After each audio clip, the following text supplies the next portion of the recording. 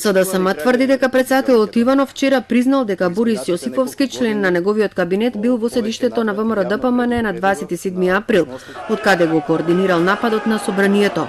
Со ова Иванов ги потврдил дел од сведоштвата во судскиот процес, а што се води за крвавиот четврток.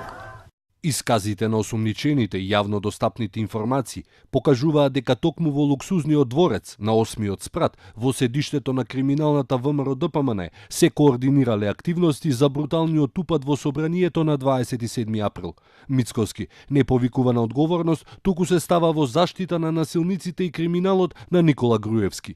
Лидерот на ВМРО-ДПМН Христијан Мицкоски на вчерашната средба со граѓаните во Чај рекол дека СДСМ преку своите структури во судството и обвинителството, преку нарачани сведочења, сака ВМРО-ДПМН повеќе да не постои.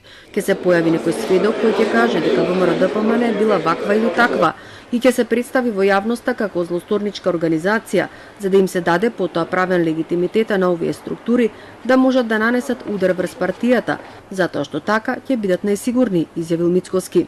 Од неговата партија немаат сознание дали ноќта на 27 април бил во Белата куќа присутен Борис Јосифовски.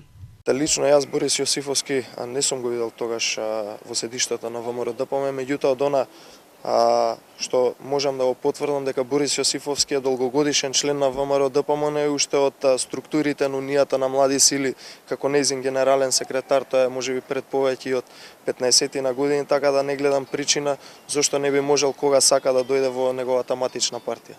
Соработниците на Иванов, Борис Јосифовски, Синиша Василевски беа посочени од Александар Василевски Нинџа во сведочењето за настаните од 27 април.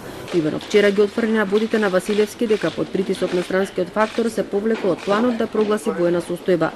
Сите обвинувања против него не во судница, туку со медиумски толкувања ги оцени како измислици и лажни вести.